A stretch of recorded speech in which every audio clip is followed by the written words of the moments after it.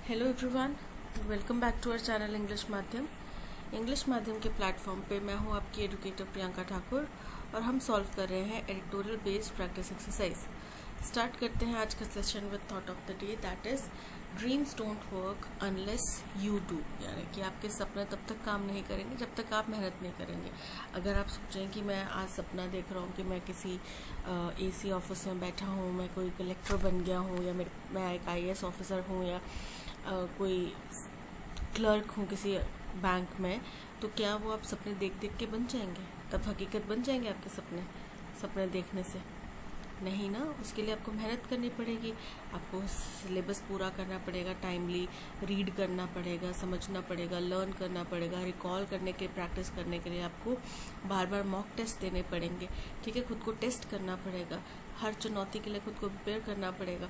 तब जाके कहीं आपके सपने, कई दफ़ा विफलताएं हाथ लगती है कई बच्चों के, बहुत कम ही ऐसे होते हैं, बिरले ही ऐसे होते हैं जो फर्स्ट अटेम्प्ट में पार कर जाते हैं, बाकी तो सबको बहुत मेहनत लगती है। ठीक है, तो बोल रहे हैं कि आपके सपने तभी काम करेंगे जब आप मेहनत करेंगे, और उसके लिए मतलब अपने सपनों को हकीकत बनाने के लिए आपको मेहनत करनी पड़ेगी। चलिए स्टार्ट करते हैं reading comprehension and practice exercise for SSC CGL 2024। The cancellation of UGC NET examination on Wednesday. क्या हुआ है? नीट का एग्जामिनेशन हुआ, ठीक है, उसमें कुछ प्रॉब्लम्स आई। सेम यूजीसी नेट का एग्जामिनेशन हुआ वेडनेसडे को, उसको कैंसिल कर दिया गया वेडनेसडे को। Just a day after its supposed successful conduct by national testing agency is one more load of straw threatening to break the agency's creaking reputation. बोल रहे हैं वो भी एक दिन, सिर्फ एक दिन ही हुआ था, एक ही दिन हुआ था, एक दिन बाद ही ये घोषणा की गई। और वो एक दिन बाद क्या था? जब उनने सपोजिटली मतलब कथित तौर पे उन्होंने सक्सेसफुली नेशनल टेस्टिंग एजेंसी ने यूजीसी नेट का एग्जाम करवाया था, उसके एक दिन बाद ही उन्होंने इस टेस्ट को कैंसिल कर दिया। और ये लोड ऑफ स्ट्रॉ का मतलब क्या होता है? ये एक और कठिन समय है। किसके लिए? क्या कठिनाई है उनके लिए कि इस इतनी बड़ी एजेंसी की, इतनी रेप्यूटेड एजेंसी की रेपुटेशन, उनकी प्रतिष्ठा खराब होने, टूटने के पॉइंट पे पहुंच चुकी है। ठीक है, क्योंकि इससे पहले ने किसका एग्जाम करवाया था? नीट का एग्जाम करवाया था। उसमें आपको पता ही है, अभी तक भी धरने में बैठे हुए हैं लोग। Coming as it did after irregularities in this year's NEET UG medicine and complaints about the JEE engineering, the NTA is under intense pressure। बोल रहे हैं कि जैसे उनकी छवि अब सामने आई है, किसके बाद में? जब उन्होंने कुछ इरेगुलरिटीज दिखाई दी, कुछ गड़बड़ी दिखाई दी नीट के यूजी मेडिसिन के एग्ज़ाम के दौरान, और JEE इंजीनियरिंग के एग्ज़ाम के दौरान भी कुछ कंप्लेंट्स हमारे सामने आई। तब से लेके NTA जो है वो बहुत ही कठिन प्रेशर के अंदर है, बहुत ही ज़्यादा दबाव के अंदर है। In some ways, the Education Ministry's actions are in stark contrast to its response to the ongoing NEET fiasco। बोल रहे हैं कुछ सतहों पे ऐसा लग रहा है कि जो एजुकेशन मिनिस्ट्री है, उनके जो एक्शंस हैं वो बिल्कुल कॉन्ट्रास्ट हैं, बिल्कुल विपरीत हैं जो उनका नीट फियास्को मतलब जो नीट की विफलता है उसके बाद में जो रिस्पॉन्स आया है उसके बिल्कुल विपरीत है जो एजुकेशन मिनिस्ट्री के एक्शन है। यानी कि उनकी कथनी और करनी में फ़र्क है। And seem to indicate that it has learn some lessons. और ऐसा देखा जा रहा है कि शायद उन्होंने कुछ सबक सीखे हैं, कुछ लेसन्स लर्न किए हैं। It took suo motu action on the basis of home ministries cyber crime teams input. Suo motu मतलब अपने आप, खुद से, वॉलंटरीली, किसी ने उनको कंप्लेन नहीं करी, उन्होंने खुद से ही एक्शन ले लिया। ठीक है, तो उन्होंने खुद से ही एक्शन लिया। होम मिनिस्ट्री की साइबर क्राइम टीम से उनको कुछ इनपुट्स मिले, उसके बेसिस पे उन्होंने एक्शन लिया। Even without any formal complaints from candidates, unlike the NEET case where it has dragged its feet through committees and court cases despite multiple allegations and police complaints of paper leaks। बोल रहे हैं कि इन्होंने खुद से ही action लिया। अभी तक कोई भी किसी भी कैंडिडेट के द्वारा कोई फॉर्मल कंप्लेंट फाइल नहीं की गई थी, जो कि नीट के विपरीत है, जहाँ पे नीट का जो केस था वो बहुत सारी कमिटियों से गुजरा, बहुत ज़्यादा कोर्ट केस के बीच से पचड़े में पड़ा, आरोप प्रत्यारोप का दौर चला और कंप्लेंट्स, पुलिस कंप्लेंट्स तक लॉन्च की गई पेपर लीक की। उसके बाद नीट वाले केस में इतना शोरगुल होने के बाद जाकर कुछ कदम उठे। लेकिन इस केस में जब हम यूजीसी नेट की बात कर रहे हैं तो वहां पे कोई कंप्लेन नहीं फाइल की गई, बस उनकी खुद के ही एक इंटरनल जैसे ऑडिट डिपार्टमेंट है, साइबर क्राइम टीम है, उनको कुछ इनपुट्स मिले, उसके बेसिस पे उन्होंने नेट का एग्जाम कैंसिल कर दिया।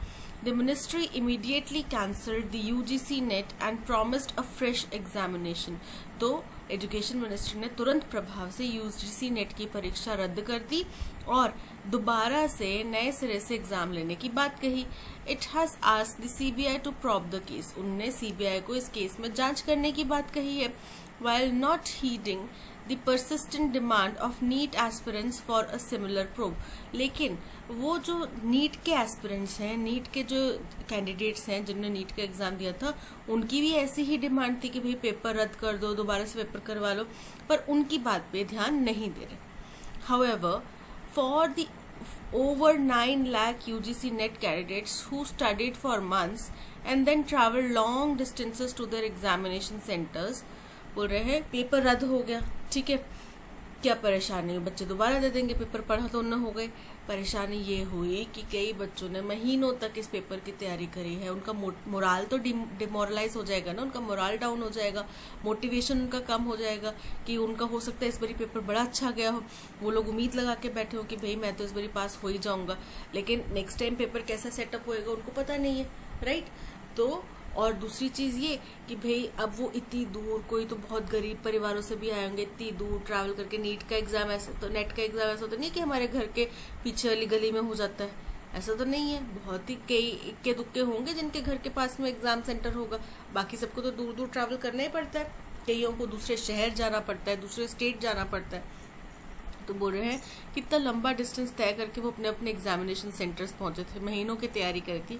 सम taking loans to cover their cost, कुछ ने लोन भी उठाए होगा अपनी उस पढ़ाई की कीमत करने के लिए, अदा करने के लिए। This is little consolation. तो ये एक छोटा सा क्या है, कॉन्सोलेशन है, सांत्वना है, उनको कंफर्ट है कि हाँ भाई चल कोई नहीं, अब दोबारा दे के देख लेते हैं, है ना, एटलीस्ट धांधली तो नहीं होगी, पास होने के चांसेस हो जाएंगे शायद, अगर धांधली नहीं हुई होगी तो, है ना। वो तो खुद को किसी ना किसी तरीके से तसल्ली दे रहे होंगे, लेकिन ये तो देखना पड़ेगा ना कि भाई उनके इतना खर्चा हुआ है कि हर कोई तो अमीर बाप की औलाद नहीं है जो 10-10, 20-20 लाख रुपए, 60-60 लाख रुपए पेपर लीक करवाने के दे सकता है। उसको क्या दिक्कत है कि भाई कहीं पे भी जाके वो एग्जाम दे ले, कितनी बार भी दिलवा दे, है ना। हम जैसे आम जो जनमानस हैं, मिडिल क्लास या लोअर मिडिल क्लास फैमिली से आते हुए, हमें प्रॉब्लम होती है ना, या बिलो पॉवर्टी लाइन वाले इलाकों से।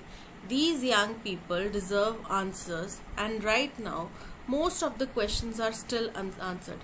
तो ये जो युवा लोग हैं इनको जवाब चाहिए और इस समय ज़्यादातर सवाल उनके जवाब नहीं दिए जा रहे, ना उनको मिल पा रहे हैं। For one, no one in the government's education establishment has explained why the NET was an offline exam conducted by CBCSE till 2018. बोल रहे हैं कि कोई भी, अगर उदाहरण के तौर पे अभी के लिए कोई भी ये नहीं बता चुका है कि जो गवर्नमेंट के एग्ज़ाम लेने वाली एजेंसीज हैं उन्होंने, किसी ने भी ये नहीं बता पाया कि नेट का एग्ज़ाम जो कि सीबीएसई द्वारा 2018 तक ऑफलाइन होता था, when it was taken over by NTA became an online exam.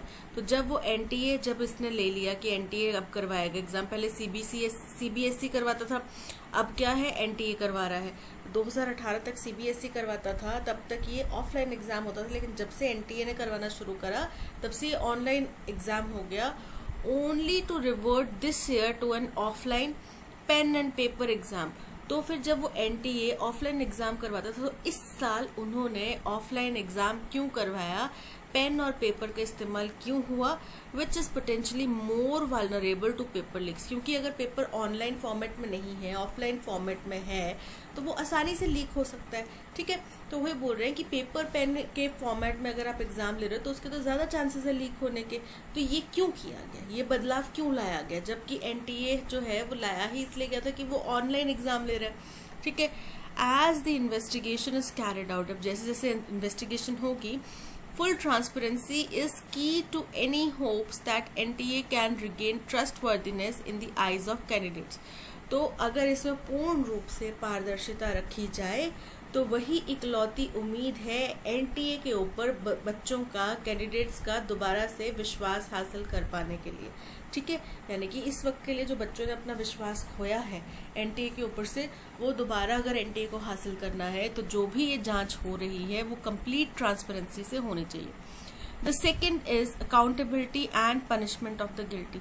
और दूसरा अहम चीज जो इसमें है कि जो लोग इसमें दोषी हैं, जो लोग इसमें कल्प्रिट हैं, उनकी अकाउंटेबिलिटी क्या होगी, उनकी क्या जवाबदेही है और क्या उनकी सजा होगी। ठीक है, ये दोनों ही चीजें एनटीए की रेपुटेशन बचाने के लिए बहुत ज्यादा जरूरी है। The government would also do well to consider a rehaul of the NTA systems and personnel to ensure that the technical glitches, cheating scams, paper leaks and proxy candidates that have plagued the exams this year are not allowed to happen again। तो बोल रहे हैं government को एक और चीज ध्यान में रखनी चाहिए, कब, जब वो दोबारा से इस चीज को रिकंस्ट्रक्ट करे, रिस्ट्रक्चर करे एनटीए के सिस्टम को, तो ये सुनिश्चित करना चाहिए और उनमें उसका कार्य करने वाले लोगों को दोबारा से ट्रेनिंग वगैरह दें।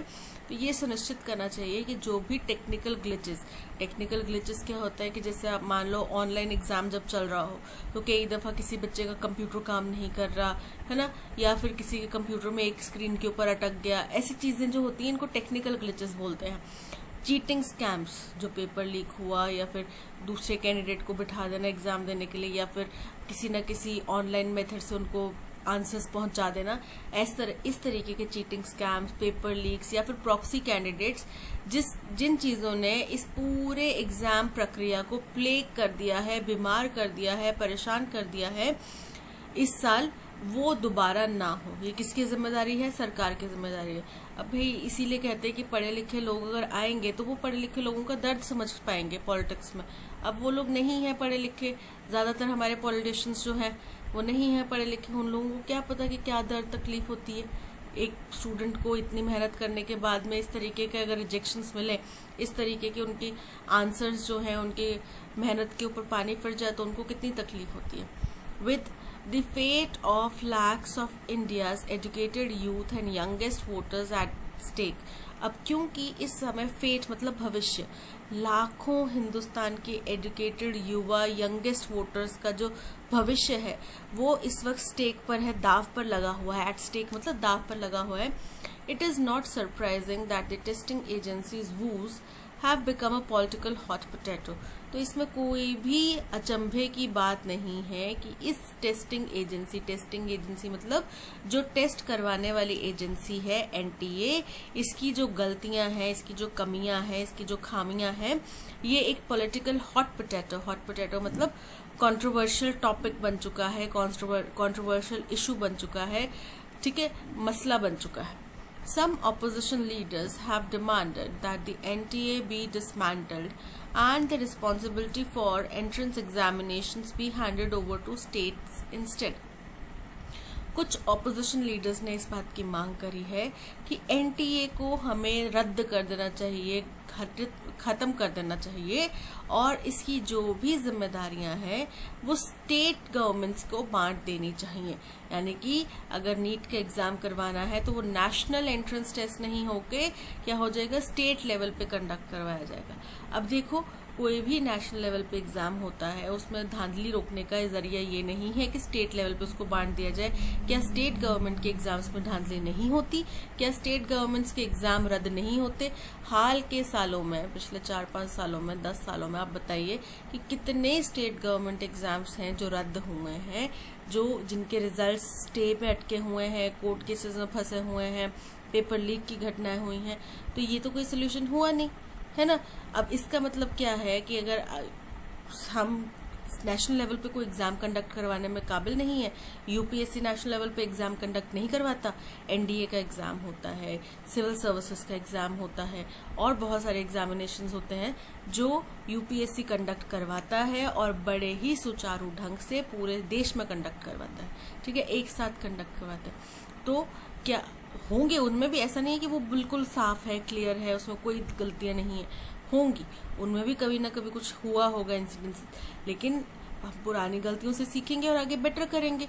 ऐसा तो है नहीं कि एक बार गलती उसको छोड़ो दूसरी तरफ चलो, ऐसा तो नहीं होना चाहिए ना। तो स्टेट गवर्नमेंट्स को सौंपना क्या कोई सही बात है? दिस में well curb the union government centralising tendencies leading to examinations of enormous scale that are harder to manage in a far flung nation. बोल रहे हैं इससे क्या होगा, इससे जो केंद्र सरकार की टेंडेंसी है, उनकी प्रवृत्ति है कि हर चीज को सेंट्रलाइज करने की कोशिश कर रहे हैं, ठीक है, वो रुक जाएगी, उस पे रोक लग जाएगी, है ना। और वो भी एक ऐसे एग्जाम को जो इतने बड़े स्केल पे कंडक्ट करवाया जा रहा है, जिसको मैनेज करना दूर दराज के इलाकों में, नेशन वाइड दूर दराज के इलाकों में बहुत मुश्किल है इतने बड़े स्केल पे, तो वो उनकी प्रॉब्लम जो है वो सॉल्व हो जाएगी, ठीक है। However some all India examinations will always remain. लेकिन बात वही आ गई कि कुछ तो ऑल इंडिया लेवल के एग्जामिनेशंस हमेशा रहेंगे, तो क्या हम उनको भी स्टेट गवर्नमेंट्स को सौंप दें? And the need is for the states to join the centre in recovery and integrity of the beleaguered examination system.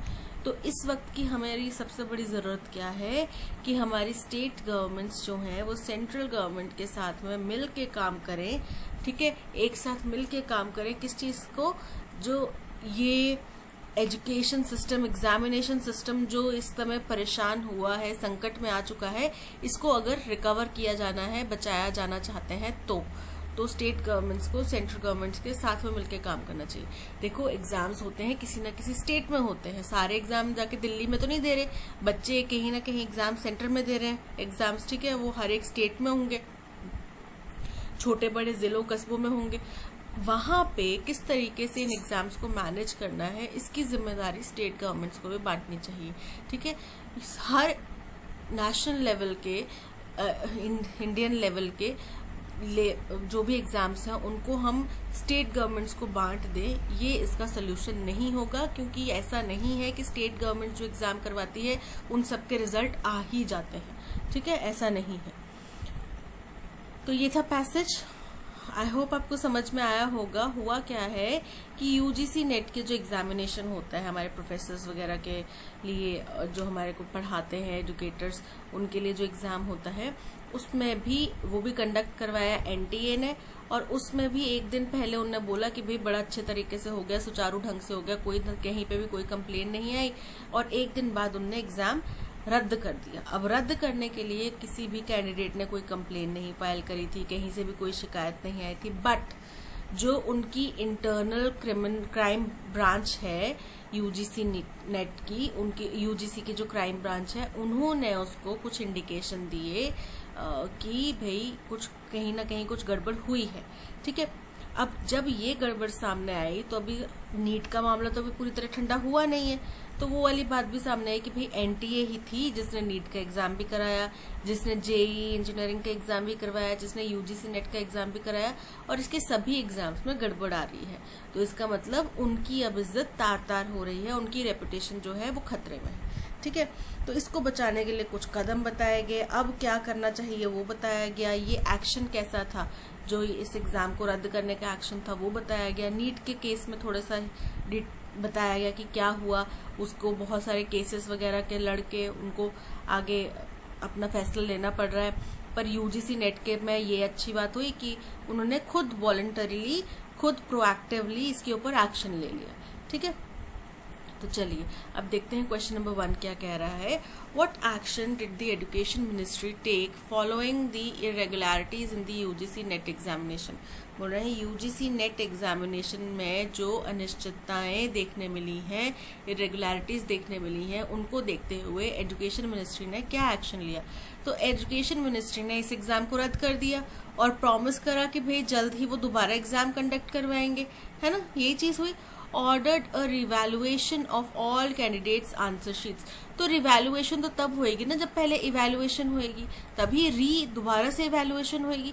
तो अभी तो इवैल्यूएशन ही हुआ, अभी तो एक दिन ही हुआ एग्जाम दिए हुए, ठीक है। Ignored the issues and continued with scheduled exams. बोल रहे हैं कि इस मसले को उन्होंने नजरअंदाज कर दिया पूरी तरीके से, और जिस दिन पे जो एग्जाम होना था पहले तय हुआ था वही कराना उन्होंने बेहतर समझा। तो ये भी इनकरेक्ट है। Formed a committee to investigate the irregularities. देखो ये कमिटीज वगैरह जो है वो नीट के केस में, नीट मेडिसिन के केस में बनाई गई थी। यूजीसी नेट के केस में इन्होंने प्रोएक्टिवली एक फैसला लिया और एग्जाम रद्द कर दिया। promised a fresh examination and requested a CBI probe। बिल्कुल करेक्ट है, उन्होंने नए सिरे से एग्जाम करवाने का वादा किया है और जो अभी का मसला है उसमें उन्होंने सीबीआई की जांच की मांग की है। Why did the education ministry cancel the UGC net examination. क्यों कैंसिल किया? क्योंकि उनको उनके इंटरनल जो क्राइम ब्रांच है, साइबर क्राइम ब्रांच है, उससे उनको कुछ रिपोर्ट्स मिली, ठीक है, उसके बेसिस पे उन्होंने किया। तो due to the successful conduct reported by the national testing agency. बोल रहे हैं क्योंकि नेशनल टेस्टिंग एजेंसी ने बड़ा ही सक्सेसफुल रूप से ये टेस्ट करवा दिया था, कंडक्ट करवा दिया, इसलिए उन्होंने ये टेस्ट ही रद्द कर दिया। तो ऐसा कभी होता है क्या, आपने कोई काम बड़े अच्छे तरीके से किया और फिर आप उसको खुद ही कैंसिल कर देते हो? ऐसा तो नहीं होता। जब आपने कोई काम अच्छे तरीके से किया तब तो आप अपनी पीठ खुद थपथपाओगे ना और ढिंडोरे पीटोगे, देखो जी मैंने कितना अच्छा काम कर दिया। तो यहाँ पे ये इनकरेक्ट है। Because of a high number of candidate complaints about the exam process। तो इस एग्जाम में अभी तक एक भी कंप्लेन फाइल नहीं हुई है, बट ये कहा गया कि होम मिनिस्ट्री ने एजुकेशन मिनिस्ट्री ने अपनी पिछली गलतियों से सीख लेते हुए ये रद्द किया है, ठीक है। Based on the input from the home ministry cyber crime team without formal complaints. बोल रहे हैं होम मिनिस्ट्री की साइबर क्राइम टीम को कोई भी कंप्लेन नहीं मिली, लेकिन उनको कुछ इनपुट्स मिले जिसके बेसिस पे एग्जाम रद्द कर दिया गया। तो बिल्कुल करेक्ट है, option C is correct. What prompted the call from some opposition leaders for the dismantling of NTA and decentralization of entrance examinations to the state। तो बोल रहे क्यों कुछ पॉलिटिकल लीडर्स ने NTA को बंद करने की, रद्द करने की, डिसमेंटल करने की बात कही और ये कहा कि जो भी इस तरह के एग्जामिनेशंस हैं उनको स्टेट्स को आप सौंप दीजिए, डिसेंट्रलाइज करके स्टेट्स को सौंप दीजिए। क्यों कहा? क्योंकि बहुत ज़्यादा टेक्निकल ग्लिचेस आ रहे हैं, बहुत सारे चीटिंग स्कैम्स हो रहे हैं, पेपर लीक्स हो रहे हैं, है ना। तो इस तरीके की घटनाएं हो रही हैं, इसलिए इससे बचने के लिए कुछ ऑपोजिशंस का ये मानना है कि इसको स्टेट अफेयर के अंदर में डाल देना चाहिए। The NTA's consistent performance in the efficiently managing examinations कि भाई क्योंकि NTA ने बड़े अच्छे तरीके से हमेशा से एग्जाम मैनेज करता आया है, इसलिए उन्होंने NTA को डिसमेंटल करने के लिए बोला। तो अगेन वही बात होगी, आप अच्छा काम करोगे तो आपको क्यों कंपनी निकालेगी, है ना। आप अच्छा काम करोगे तो कंपनी आपको रिटेन करना चाहेगी। आप किसी कंपनी में काम करते हो, आप घर में भी अगर मान लो अच्छा काम करो तो मम्मी नहीं बोलेंगी कि ये तो सारा दिन वेला बैठा रहता है, ऐसे नहीं डांटेंगी, राइट। लेकिन अगर आप अच्छा काम नहीं कर रहे तो मम्मी से डांट पड़ेगी। तो सेम यहाँ पे है, अगर वो कंसिस्टेंट परफॉर्मेंस दे रहा होता है, एफिशिएंसी के साथ में परफॉर्मेंस दे रहा होता तो क्यों उसको हटाते भाई, लॉजिक ही नहीं बनता, तुक ही नहीं बनता। तो ये इनकरेक्ट हो जाता है। Wide spread technical glitches, cheating scams, paper leaks and the use of proxy candidates in the examination, option B is correct।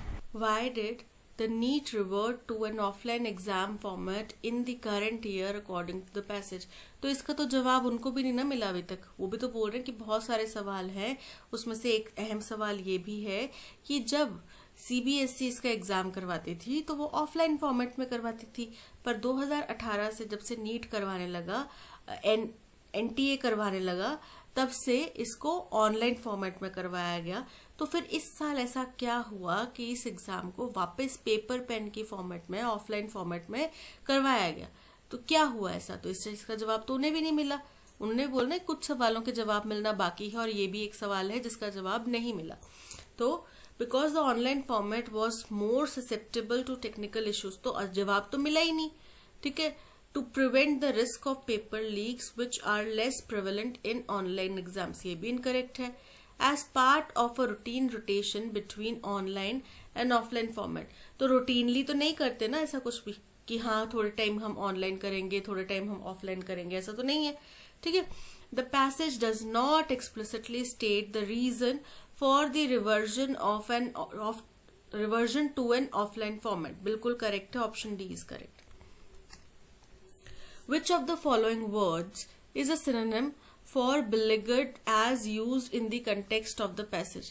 तो beleaguered का पहले आप बताओ मतलब क्या होता है। beleaguered का मतलब होता है कुछ परेशानी, कुछ ट्रबल।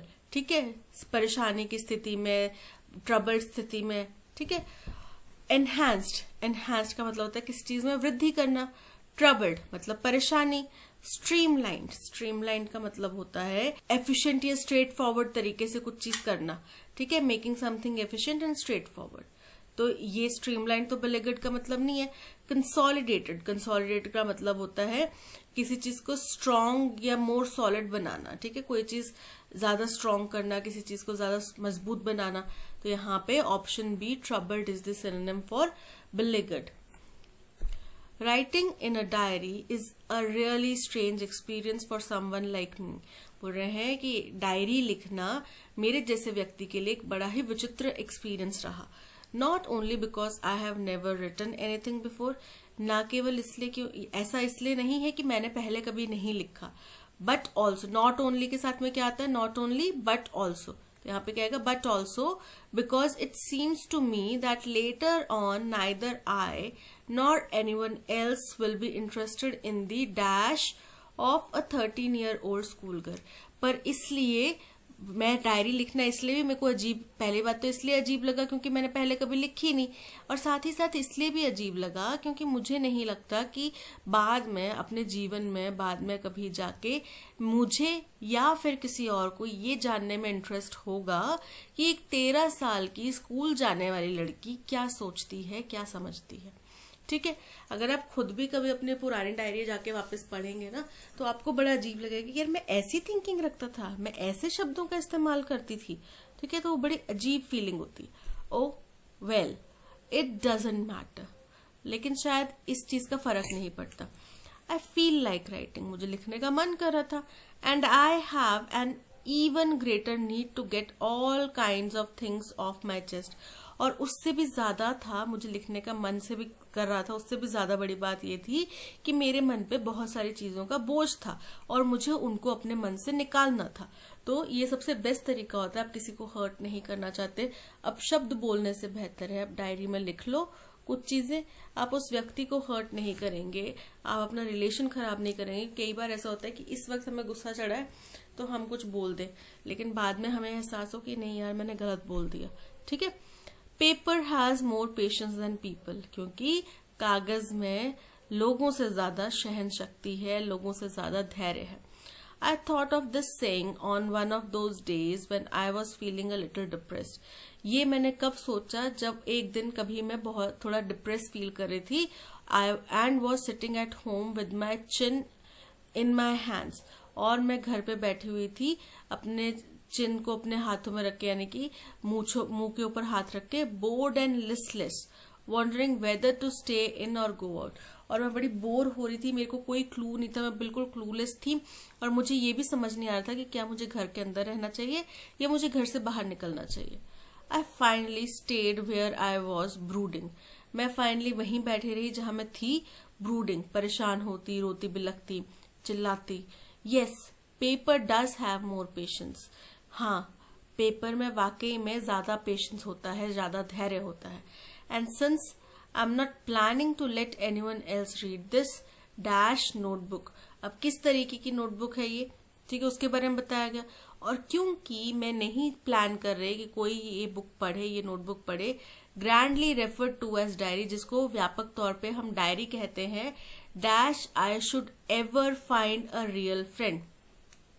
जब तक मुझे एक रियल फ्रेंड नहीं मिल जाता, अगर मुझे एक रियल फ्रेंड नहीं मिल जाता तब तक, ठीक है, it probably won't make a bit of a difference, तब तक ये डायरी जो है ज्यादा कुछ फर्क नहीं पड़ेगा इसमें मैं क्या लिखती हूँ उस बात से। Now I am back to the point that prompted me to keep a diary in the first place. तो अब मैं वापस उस मुद्दे पे आती हूँ, उस पॉइंट पे आती हूँ कि मैंने पहली दफा या मैंने ये डायरी लिखना क्यों शुरू किया। I don't have a friend, क्योंकि मेरे पास कोई दोस्त नहीं है। Let me put it more clearly, मुझे और स्पष्ट तरीके से कहने दो। Since no one will believe that a 13-year-old girl is completely alone in the world, क्योंकि कोई भी इस बात का विश्वास नहीं करेगा कि एक 13 साल की लड़की इस दुनिया में बिल्कुल अलोन है, अकेली है। एंड आई एम नॉट, और मैं हूं भी नहीं। आई हैव लविंग पेरेंट्स, मेरे पास बड़ा प्यार करने वाले माता पिता हैं। अ 16-year-old सिस्टर, मेरी एक बड़ी बहन है जो कि 16 साल की है। And there are about 30 people I can call friends, और लगभग 30 के करीब लोग हैं जिनको मैं अपना दोस्त कह सकती हूँ। आई हैव अ फैमिली, मेरे पास फैमिली है। लविंग आंट्स, प्यार करने वाली बुआ मौसी ताई कोई है। एंड अ गुड होम, और एक बहुत अच्छा घर है। No, on the surface I seem to have everything, ऊपर ऊपर से देखने पे तो लगता है कि सब कुछ है इसके पास, except my one true friend, लेकिन एक अच्छे सच्चे दोस्त की कमी है। All I think about when I am with the friends All I think about when I'm with friends is having a good time. अब जब भी मैं उन 30-35 दोस्त जो है मेरे उनके साथ होती हूँ तो मैं केवल अच्छा टाइम स्पेंड करने की बात सोचती हूँ, पर मतलब ये हुआ कि उनके साथ बस बाहरी रूप से हंसते खेलते हैं, अपनी मन की बात नहीं शेयर कर पाते। I can't bring myself to talk about anything but ordinary everyday things. मैं उनसे कभी भी खुल के अपने मन की बात नहीं कर सकती, बस रोजमर्रा की जो डेली बात होती है बस वही करती हूँ। We don't seem to be able to get any closer. हम लोग और ज्यादा दोस्त अच्छे बन ही नहीं पाते, and that's the problem. और यही सबसे बड़ी परेशानी है। Maybe it's my fault that we don't dash in each other. शायद ये मेरी ही गलती है कि हम लोग एक दूसरे के ऊपर विश्वास नहीं करते, घुलते मिलते नहीं, ठीक है। In any case, चलो जो भी है, that's just how things are. पर ऐसा ही है, and unfortunately they are not liable to change. और मैं उनसे उम्मीद भी नहीं कर रही, मैं उनसे कोई ये भी नहीं एक्सपेक्टेशन भी नहीं रख रही कि वो बदलेंगे, ठीक है। ये था पैसेज। अब चलते हैं, देखते हैं question number 1। Not only because I have never written anything before, ना ये इसलिए नहीं कि मैंने पहले कभी कुछ लिखा नहीं, बट नॉट ओनली के साथ क्या आता है, but also because, so hardly, because hardly मतलब बामुश्किल, बट ऑल्सो, नॉट ओनली के साथ में बट ऑल्सो ही इस्तेमाल किया जाता है। इन केस यानी कि अगर, ऑल्सो, हाँ साथ में ये भी, यहाँ पे but also option B is correct. Because it seems to me that later on neither I nor anyone else will be interested in the dash of a 13-year-old girl. Abiding का मतलब होता है स्थायी, लीकर मतलब किसी चीज का leak होना, स्ट्रिंग्स धागे तार, मिसिंग्स का मतलब होता है सोच विचार चिंतन। तो किसी को भी उस लड़की के ख्यालों में, उसके सोच विचार में इंटरेस्ट ना होगा कि 13 साल की बच्ची क्या सोच रही है। एबाइडिंग में कैसे इंटरेस्ट नहीं होगा, स्थायी चीज में कैसे इंटरेस्ट होगा नहीं होगा बता सकते हैं। लीकर का भी क्या बता सकते हैं इंटरेस्ट होने नहीं होने की बात में। धागों की भी इंटरेस्ट होने नहीं होने की बात में क्या बता सकते हैं। उस लड़की के धागे नहीं थे, उस लड़की के विचार थे, तो उस लड़की के विचारों में किसी को इंटरेस्ट नहीं होगा। Mustang is correct. I finally stayed where I was, brooding. Yes, paper does have more patience, and since I'm not planning to let anyone else read this, dash notebook. अब किस तरीके की नोटबुक है उसकी quality बताएंगे। Notebook क्या है, noun की क्वालिटी क्या बताता है, एडजेक्टिव, तो यहाँ पे एडजेक्टिव आएगा। बैक्ड का मतलब होता है किसी चीज का समर्थन करना, ठीक है। बैक ऑफ मतलब पीछे हटना। स्टिफ बैक का मतलब होता है जो इसका हार्ड कवर होता है ना, डायरी क्या कैसी होती है, बीच में पेजेस सॉफ्ट होते हैं, बेंड हो जाते हैं, लेकिन साइड के बाहर के जो कवर होते हैं वो हार्ड कवर होते हैं। तो स्टिफ बैक मतलब कठोर बैक वाली जो ये नोटबुक है, ठीक है, तो नोटबुक कैसी है, हार्ड बैक वाली नोटबुक है, stiff back, option C is correct. Grandly refer to as diary, जिसको हम व्यापक तौर पे डायरी कहते हैं, dash I should ever find a real friend, जब तक मुझे कोई अच्छा सच्चा दोस्त नहीं मिल जाता, स्टिल मतलब अभी भी, अनलेस जब तक, एंड वेदर, वेदर मतलब शायद वाली स्थिति। तो यहाँ पे option C unless is correct. We don't seem to be able to get any closer and that's the problem, हम लोग पास नहीं आ पाते और यही समस्या है। Maybe it's my fault that we don't dash in each other, हम क्या नहीं करते एक दूसरे में, कन्फाइड, कन्फाइड मतलब कुछ चीजें साझा करना, सीक्रेट्स कुछ साझा करना, एड, एड मतलब मदद करना, कोलाइड मतलब टकराना, कंसिडर मतलब किसी चीज को दिमाग में रखना, ध्यान में रखना, ठीक है। तो यहाँ पे कन्फाइड नहीं कर पाते ना, वो एक दूसरे के साथ में खुल के बात नहीं कर पाते, सो option A is correct. With the harsh words of the boss, Srijan felt sad but his colleagues words created insult to injury, बोल रहे हैं बॉस के कठोर शब्द सुनने से सृजन को बुरा लगा, लेकिन उसके कलीग्स के वर्ड्स जो थे, कलीग्स के शब्द जो थे, उन्होंने क्रिएटेड इंसल्ट टू इंजरी। अब आप नमक, जख्म के ऊपर नमक छिड़कते हैं, इसका मतलब क्या हुआ, कोई स्थिति खराब है, उसको आप और ज्यादा परेशान कर रहे हैं, ठीक है। तो बॉस के शब्द सुन के आपको पहले ही बड़ा दिमाग घूम रहा था, फिर आपका कलीग आ गया, वो आपको और ज्ञान देने लग गया, तो वो क्या हुआ, जले पे नमक छिड़कना। That means attached insult to injury, यानी कि इंसल्ट के ऊपर इंजरी को अटैच कर देना। तो इंसल्ट के ऊपर इंजरी को अटैच नहीं करना, उसमें ऐड करना है। Provoked insult to injury, provoke मतलब बढ़ावा देना, किसी चीज को उकसाना। Added injury to insult, injury को इंसल्ट के ऊपर जोड़ देना। Added insult to injury, injury के ऊपर इंसल्ट को जोड़ना ना, जख्म के ऊपर नमक लगाते हैं। So option D is correct. The child will recite the poem, तो पोएम रिसाइट करनी है चाइल्ड ने। अब इसको अगर हमने पैसिव वॉइस में कन्वर्ट करना है तो द पोएम जो हमारा ऑब्जेक्ट है वो पहले आ जाएगा, ठीक है। रिसाइट क्या है, हमारा वर्ब है, द चाइल्ड क्या है, सब्जेक्ट है, विल है हेल्पिंग वर्ब, तो आगे क्या आ जाएगा, the poem. The poem will be recited, किसके द्वारा की जाएगी, by the child, by child poem will be recited, incorrect. The poem will be recited by the child, option B is correct. You need to acknowledge, अब यहाँ पे error find out करना है। You need to acknowledge the itinerary and accommodation details of your journey as per the given calendar. अब itinerary क्या होता है, itinerary होता है जो हमारी कुछ प्लानिंग होती है ना, कि हमने इस दिन यहाँ पे जाना है, आप कहीं घूमने जा रहे हैं, आप पहले से कुछ रिसर्च करके कि मैंने ये जगह जानी है, फलाने दिन 2 से 4 मैं इधर चला जाऊंगा, उसके बाद मैं यहाँ पे डिनर करूंगा, उसके बाद मैं यहाँ जाऊंगा, उसके बाद अपने होटल में वापस जाऊंगा, ऐसे आप डिटेल्स बनाते हैं, उसको बोलते हैं आइटनरी, ठीक है। तो यू नीड टू एक्नॉलेज, आपको अपनी आइटनरी और अकोमोडेशन डिटेल्स जो हमने भेजी हैं आपकी जर्नी की कैलेंडर के अकॉर्डिंग, उनको एक्सेप्ट करना पड़ेगा, एक्नॉलेज करना पड़ेगा, ठीक है। तो यहाँ पे you need to acknowledge correct है, दी आइटनरी, आइटनरी की स्पेलिंग इनकरेक्ट है, and accommodation details of your journey as per the given calendar, तो आइटनरी की स्पेलिंग इनकरेक्ट है, क्या होते हैं, ITINERARY, ठीक है। तो option D is correct because the spelling are incorrect. When I was in class 5, I won the prize in the extempore at my school. हो रहे हैं जब मैं 5th क्लास में था तब मुझे फर्स्ट प्राइज मिला था एक्सटेम्परी कंपटीशन में अपने स्कूल में। एक्सटेम्परी क्या होता है, एक्सटेम्परी होता है जिसमें आपको ऑन द स्पॉट एक टॉपिक दिया जाएगा, आपको 1-1.5 मिनट का समय दिया जाएगा उसके बारे में सोचने के लिए, और 2 से 3 मिनट में आपको उसको टॉपिक को बोलना होगा, उसके ऊपर स्पीच देनी होगी। तो ऑन द स्पॉट इम्प्रोवाइज करके जो आप स्पीच देते हैं उसको बोलते हैं एक्सटेम्परी। मैंने क्लास 6 में इसमें 2nd प्राइज जीता था और वो मेरा पहला एक्सटेम्परी कंपटीशन था और मुझे ये भी नहीं पता था कि एक्सटेम्परी होता क्या है स्टिल। और मेरे को टॉपिक भी याद है, Monday morning after a Sunday, कि संडे के बाद में जो अगले दिन मंडे मॉर्निंग होती है उसके बारे में आपको बोलना है, ये मेरा टॉपिक था।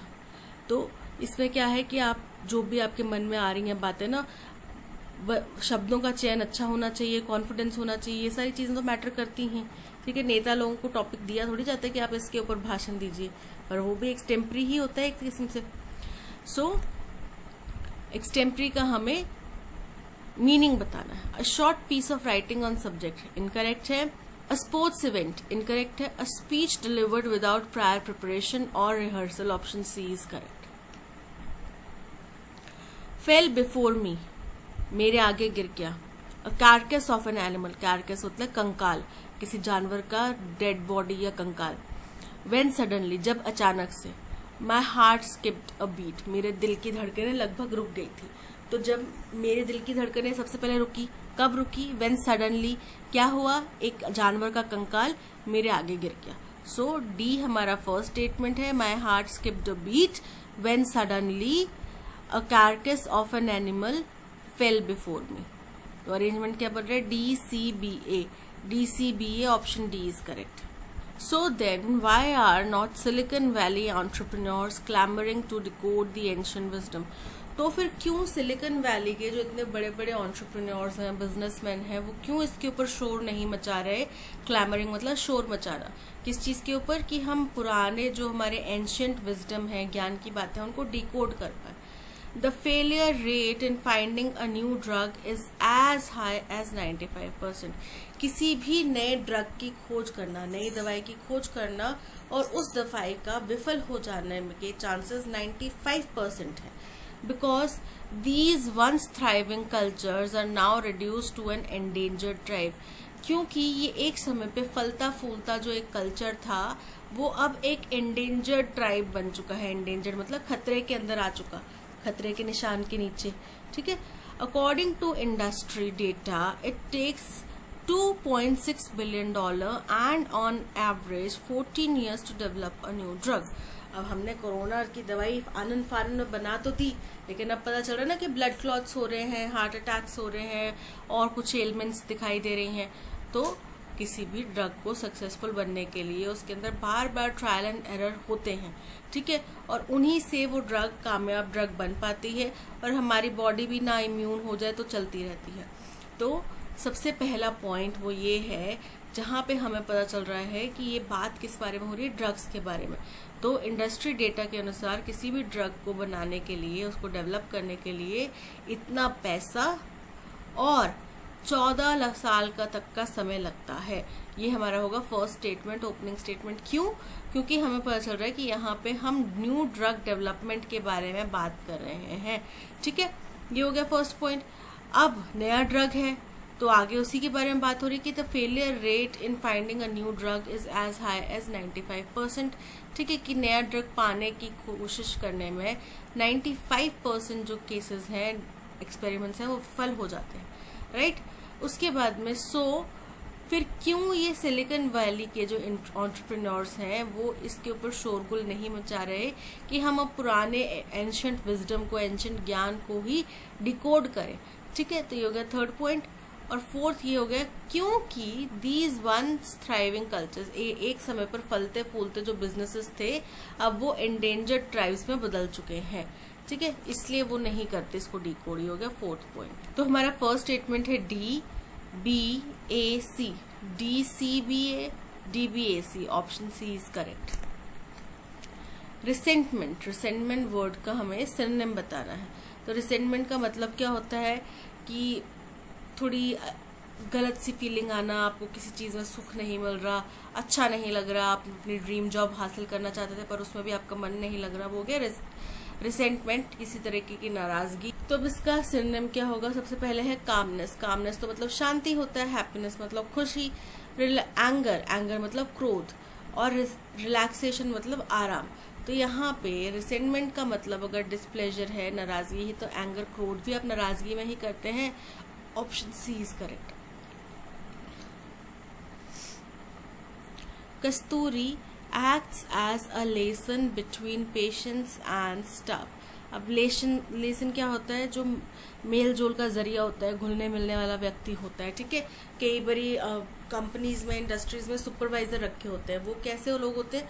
वो लोग होते हैं जो बॉस की बात लेबर क्लास तक पहुंचा सके, लेबर क्लास की बात बॉस तक पहुंचा सके। ठीक है, तो अब यहाँ पे लेसन के करेक्ट स्पेलिंग होते क्या हैं, LIAISON, लेसन। तो LIAISION, LIAISION, LIAISON, option C is correct. Meagre, meagre का मतलब होता है बहुत ही तुच्छ, बहुत ही छोटा, बहुत ही कम। ठीक है, अब इसका एंटोनिम क्या होगा, बहुत ज्यादा। रीजनल, किसी इलाके से बिलोंगिंग, ठीक है, किसी एक पर्टिकुलर रीजन से बिलोंगिंग। रेशियल मतलब नस्लीय। स्टूपिड, मूर्ख, बेवकूफ। जनरस, बहुत ज्यादा मात्रा में, बहुत ज्यादा कोई चीज। ठीक है, तो यहाँ पे option D generous is correct. The politicians' pompous rhetoric during the campaign failed to garner much support from the public. अब pompous का मतलब होता है सेल्फ इम्पोर्टेंट, सेल्फ ऑब्सेस्ड, खुद को महत्वपूर्ण मानने वाला। जैसे कि अगर कोई महिलाएं बोलती हैं कि क्या इस देश में खूबसूरत, सक्सेसफुल और सफल होना क्या गुनाह है, तो वो क्या है, वो बहुत ज़्यादा सेल्फ ऑब्सेस्ड है, तो वो क्या है, पॉम्पस है। तो किसी पॉलिटिशियन की पॉम्पस यानी कि सेल्फ ऑब्सेस्ड, खुद को बता के कि हाँ मैंने ये किया, मैंने ये किया, मैं ऐसा, मैं वैसा, वैसी वाली जो बात है, स्पीच है, ठीक है, किसी भी कैंपेन के दौरान में, उसकी वजह से उनको जनता का सपोर्ट मिलने में विफलता मिली। ठीक है, उनको जनता का सपोर्ट नहीं मिला। तो पॉम्पस का हमें सिनोनिम बताना है। कंसिलेटरी मतलब कि सांत्वना देने वाला। बेनिगन मतलब दयालु। सुपरसिलियस मतलब अभिमानी। और डिप्लोमैटिक, डिप्लोमैटिक मतलब कूटनीति। तो यहाँ पे option C supercilious is correct. In accordance with hierarchical status. Hierarchical मतलब क्या होता है कि पहले लोअर लेवल का बंदा, ठीक है, फिर उससे ऊपर का, फिर उससे ऊपर का, फिर उससे ऊपर का। तो मतलब इसके अकॉर्डेंस में, इसके अनुरूप कोई चीज होती है। ऑफ द सर्विसेज रेंडर्ड, जो सर्विसेज दी जा रही हैं उनके तहत rewards are given, awards, rewards जो दिए जाते हैं वो, and are not related to the economic value. और कौन सा व्यक्ति कितनी इकोनॉमिक वैल्यू रखता है, लेकर आता है, उससे इसका कोई लेना देना नहीं है। तो ये रिवॉर्ड्स की बात करें, सी हमारा फर्स्ट स्टेटमेंट है, सी फर्स्ट स्टेटमेंट ऑप्शन सी में आ रहा है और ऑप्शन डी में आ रहा है, तो ए और बी तो हो गए एलिमिनेट। ठीक है, रिवॉर्ड्स आर गिवन किसको दिए जाते हैं, in accordance with hierarchical status. तो उसके बाद में ए स्टेटमेंट आएगा, option C is correct, C A D B. She is the dullest child in the class. अब इस सेंटेंस को पॉजिटिव डिग्री ऑफ कंपैरिजन में बताना है, बदलना है। पॉजिटिव डिग्री ऑफ कंपैरिजन का मतलब क्या होता है, सबसे पहले जो कोई भी कंपैरिजन करने के लिए नहीं इस्तेमाल किया जाता उसको बोलते हैं पॉजिटिव डिग्री ऑफ कंपैरिजन। इसके अंदर कोई भी कंपैरिजन नहीं होता। ठीक है, ये बस किसी व्यक्ति की जो क्वालिटी है, किसी पर्टिकुलर नाउन प्रोनाउन की जो क्वालिटी है, बस वो दर्शाने के लिए यूज करते हैं। अब इसका मतलब क्या हुआ कि उसका किसी दूसरे व्यक्ति के साथ में कोई कंपैरिजन नहीं। अब कंपैरिजन की डिग्रीज क्या होती हैं, अब जैसे कि एक वर्ब है गुड, वर्ड है गुड, ठीक है, तो गुड, बेटर, बेस्ट। अब कोई बच्चे इसका गुड, गुडर, गुडेस्ट मत कर देना, ठीक है, गुडर, गुडेस्ट, ये कोई वर्ड नहीं होते। क्या होता है, गुड, बेटर, बेस्ट। अब बेटर और बेस्ट कंपैरिजन है। बेटर बताता है कि जब मान लो दो व्यक्ति हैं, राम और श्याम, ठीक है, राम और श्याम है, तो राम जो है वो श्याम से बेटर पियानिस्ट है, पियानो बजाता है, ठीक है, तो राम जो है वो श्याम से बेटर है, दोनों का कंपैरिजन हो गया। लेकिन एक क्लास है उसमें राम सबसे बेस्ट है, यानी कि पूरी क्लास में सबसे अच्छा है, ये हो गई कंपैरेटिव डिग्रीज। अब जब हम पॉजिटिव डिग्री ऑफ कंपैरिजन की बात करें, इसमें कोई कंपैरिजन नहीं आएगा। तो आपका एग्जाम्पल क्या हो गया, अब डल की बात की जा रही है, इसमें डलर और डलेस्ट, मोर डल, मोस्ट डल, ये वर्ड्स नहीं आएंगे। देखो, she is very dollar in the class, incorrect हो गया। Dullest child in the class is she, incorrect हो गया। No other child in the class is as dull as she, ठीक है, या फिर in the class of all she is dull, right, इन दोनों में डल इस्तेमाल हो रहा है, तो दोनों पॉसिबिलिटीज है। तो यहाँ पे ऑप्शन सी कि कोई भी दूसरा बच्चा उसके जैसा डल नहीं है, so option C is correct. No other child in the class is as dull as she, option C is correct. Wealthier countries are obligated to fulfil a commitment made in the Paris agreement. बोल रहे हैं Paris agreement में एक वादा किया है, एक commitment किया है कि इन्होंने अमीर देशों ने क्या वादा किया है कि भाई हम $100 बिलियन प्रति वर्ष देंगे इंटरनेशनल क्लाइमेट फाइनेंस को, ठीक है, उसमें डालेंगे प्रति वर्ष इतना पैसा। तो कमिटमेंट का एंटोनिम बताना है। कमिटमेंट मतलब वादा, एंटोनिम क्या हो जाएगा? किसी चीज़ का उल्लंघन, किसी चीज़ का खराब करना। फीबल, फीबल का मतलब होता है कमज़ोर। ड्रेप मतलब पर्दा। ब्रीच मतलब उल्लंघन। हेल मतलब स्वस्थ। So option C breach is correct. Brave people never hide at the moment of decision. अब एट द मीनिंग दिया है, इसके लिए एक अप्रोप्रिएट ईडियम आपने बताना है। तो eight the moment of decision का मतलब क्या होता है? When the crunch comes. मतलब क्या हुआ कि जिस समय पे अहम फैसला लेने की बात आई, जिस समय पे अब कुछ निष्कर्ष निकालने की बात आई, उस समय पे तो आप डर के भाग गए। So at the moment of decision means when the crunch comes. Option A is correct. French is taught to us by Miss Glenn. हमें मिस ग्लेन द्वारा पढ़ाई जा रही है, तो बाय के बाद में जो होता है वो हमारा सब्जेक्ट होता है। सब्जेक्ट क्या बन गया? Miss Glenn. टॉट ये क्या है? हमारा वर्ब है। इज है साथ में, मतलब प्रेजेंट फॉर्म में होगा। तो मिस ग्लेन टीचर्स अस, क्या पढ़ाती हैं वो? French. Miss Glenn taught us past की बात नहीं है। मिस ग्लेन टीचर्स अभी पढ़ाती हैं। Miss Glen teachers us French. Option C is correct कि वो हमें पढ़ाती हैं, ठीक है। अब कब पढ़ाती हैं उसका यहाँ पे कोई लिंक नहीं दिया गया, वो हमें पढ़ाती हैं, एक जेनरिक स्टेटमेंट बोला गया है। So that's all. आज के सेशन में इतना ही। Thank you so much for watching. अगर कंटेंट पसंद आया हो तो लाइक, शेयर और सब्सक्राइब जरूर कीजिएगा। मिलते हैं नेक्स्ट सेशन में। Till then keep learning and keep practising. Bye bye.